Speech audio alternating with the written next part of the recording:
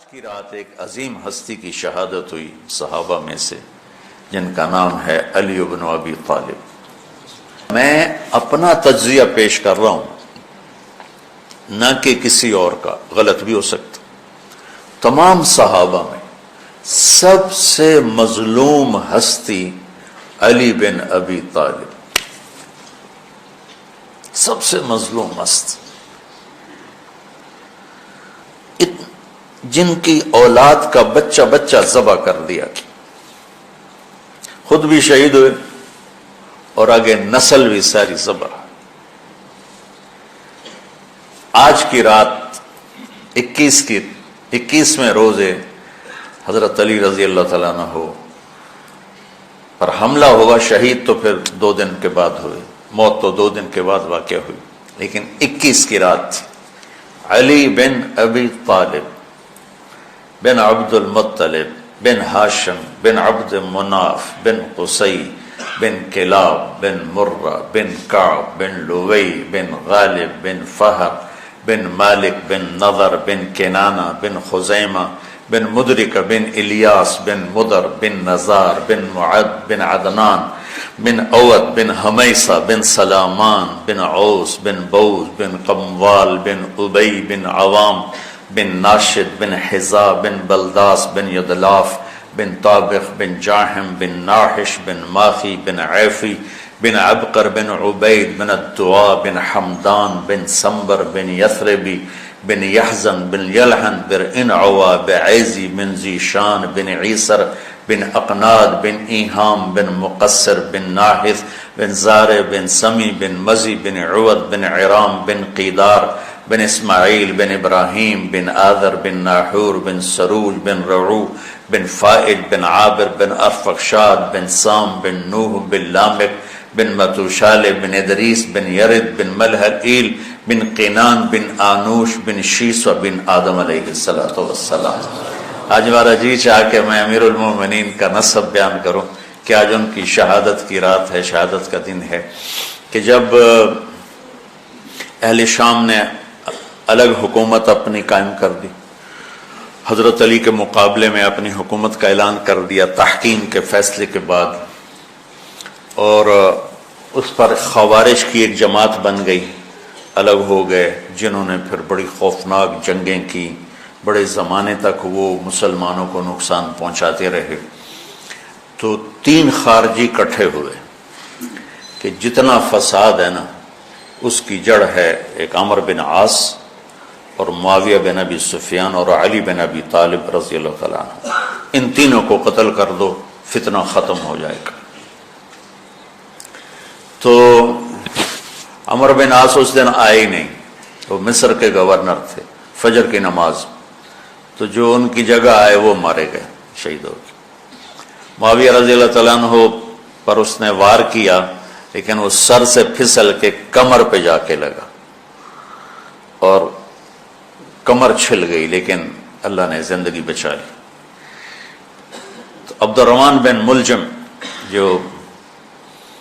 جس نے حضرت علی کو شہید کیا، یہ آیا ہوا تھا کوفے میں، تو لوگوں نے کہا امیر المومنین یہ اس کے ارادے اچھے نہیں نظر آتے، تو اس کو ہم پکڑ نہ لیں۔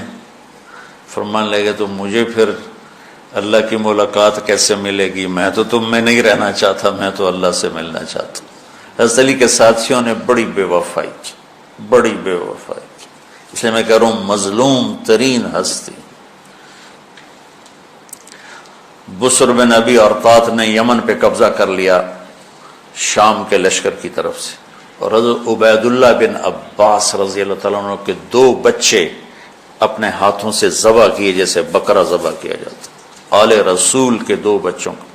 میں صنعاء میں اس مسجد میں گیا، وہیں ان کی قبریں موجود، تو حضرت علی بے قرار ہو کے نکلے کہ چلو اہل شام کے خلاف جہاد کریں، اور شہر سے باہر جا کے خیمہ لگایا رات کو۔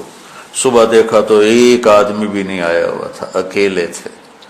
تو پھر بڑے دکھی دل کے ساتھ واپس آئے اور اپنی داڑھی کو پکڑ کر کہنے لگے تو کب رنگین ہوگی۔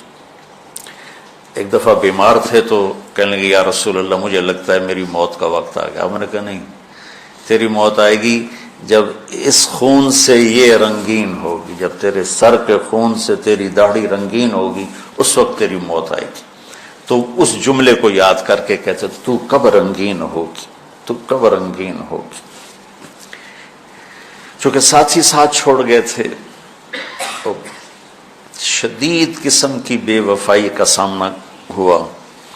پھر آگے نسل ذبح۔ آپ نے حضرت حسین کا کربلا تو پڑھا ہوا، لیکن میں نے جو گلدستہ اہل بیت کے بعد میں نے جب پڑھا تو جو اس کمبخت ابو جعفر منصور نے آل حسن پہ ظلم توڑے، اللہ میری ہچکی لگ گئی روتے روتے۔ ان کی ساری اولاد کو آخر میں پہلی دردناک سزائیں دی، دردناک سزائیں دی، اور پھر ان سب کو ایک کمرے میں بند کر کے چاروں طرف سے کمرہ ٹائٹ کر دیا، ہوا بند کر دی، گھٹ کے سارے شہید ہو گئے، اس کے تڑپ تڑپ کے سب اس میں شہید ہو گئے۔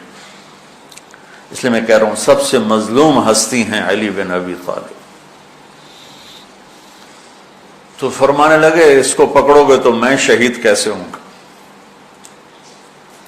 پھر ایک دن دیکھا کہ لوگ گھر گوار پہرا دے رہے تھے۔ آپ نے کہا کیا کر رہے ہو؟ کہا جی وہ آپ کا خطرہ ہے، پہرا دے رہے ہیں۔ کہنے لگے کس سے دے رہے ہو؟ زمین والوں سے، آسمان والوں سے؟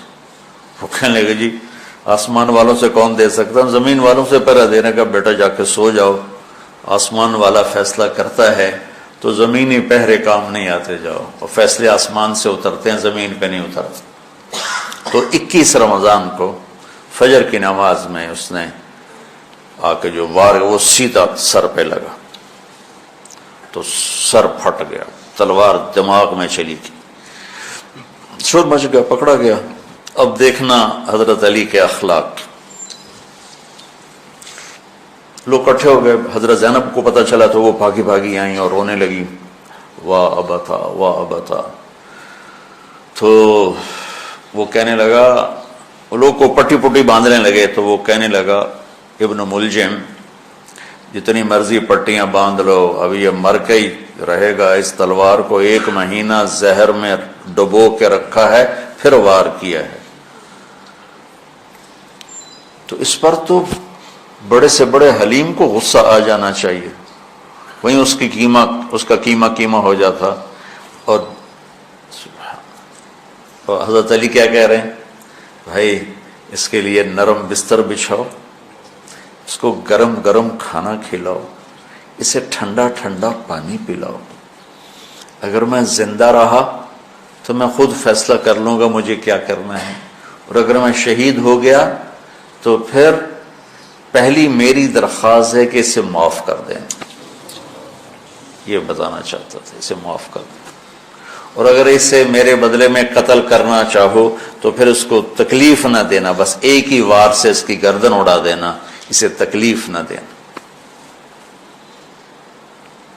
اللہ اکبر۔ آپ پڑھیں گے نا صحابہ کی سیرت تو سب سے زیادہ فضائل حضرت علی کے، سب سے زیادہ مقام اور مرتبہ تو ویسی جیسے خلفائے راشدین۔ سارے صحابہ اللہ کے ہاں مغفور محبوب، ان میں سے 10 مقرب ترین ابو بکر، عمر، عثمان، علی، طلحہ، زبیر، سعد، سعید، ابو عبیدہ بن جراح اور عبد الرحمن بن عوف۔ پھر ان 10 میں سے 4 محبوب ترین جو خلفاء بنے، پھر جیسے ان کی خلافت کی درجہ بندی ہوئی ایسے ان کے مقام اور مرتبے کی درجہ بندی ہوئی، لیکن فضائل سب سے زیادہ حضرت علی کے ملتے ہیں۔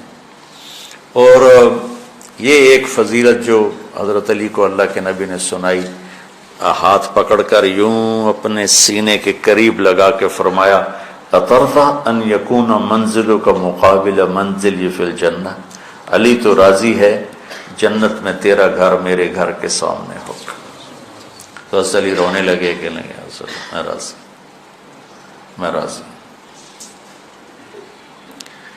تو آج کی رات اس ہستی کی شہادت ہے، فجر کی نماز میں ان کا انتقال ہوا، جن کو میرے نبی نے ابو تراب کا لقب دیا کہ تو میرے لیے ایسے جیسے موسیٰ کے لیے ہارون ہے، تیرا گھر جنت میں میرے گھر کے سامنے ہوگا۔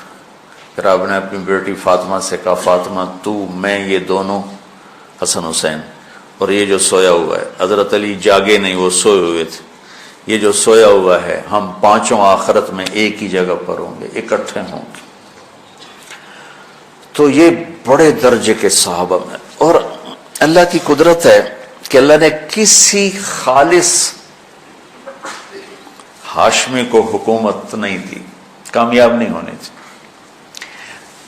بنو عباس بھی اہل بیت ہیں لیکن ذرا دور سے، ان کے 35 حکمران آئے، 35 میں سوائے ایک کے سب کی مائیں ہاشمی نہیں تھی۔ پہلے ہاشمی خلیفہ بنے حضرت علی، والد کی طرف سے بھی والدہ کی طرف سے، اور وہ کہتے تھے تو کب رنگین ہوگی، اور موت مانگتے مانگتے یہاں تک کہ شہید ہو کے چلے گئے اور دکھوں بھری زندگی گزار۔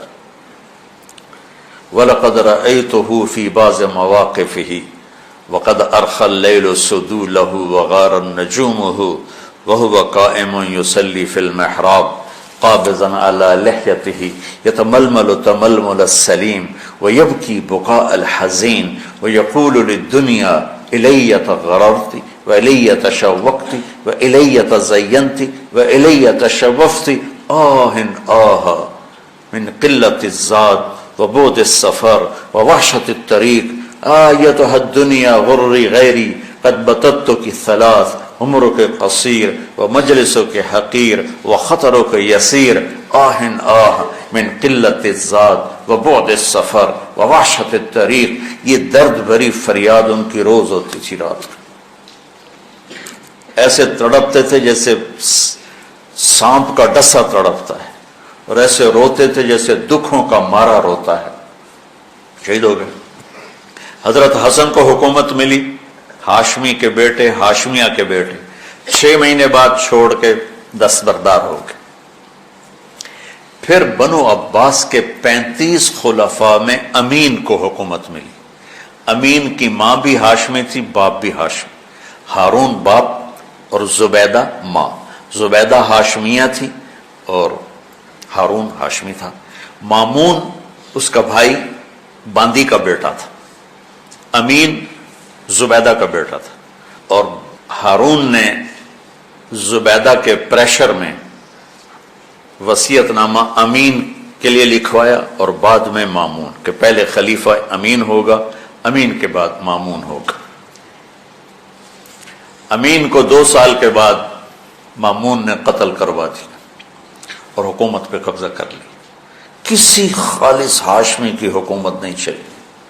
اور امام حسن نے حضرت امام حسین کو بلا کے فرمایا کہ میرے بھائی ایک وصیت کرتا ہوں جب انتقال کا وقت، کہ میں نے دیکھ لیا ہے اللہ نے ہمیں نبوت دی ہے، ہمیں حکومت نہیں دے گا۔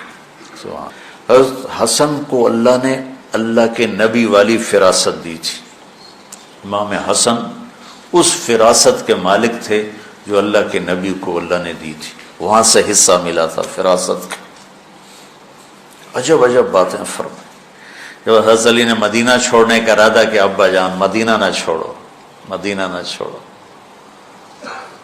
آپ اکیلے ہو جاؤ گے، آپ تنہا ہو جاؤ گے، مدینہ نہ چھوڑو۔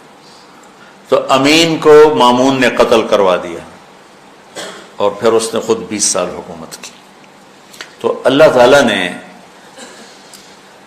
اہل بیت کو حکومت سے گندہ ہی نہیں ہونے دیا،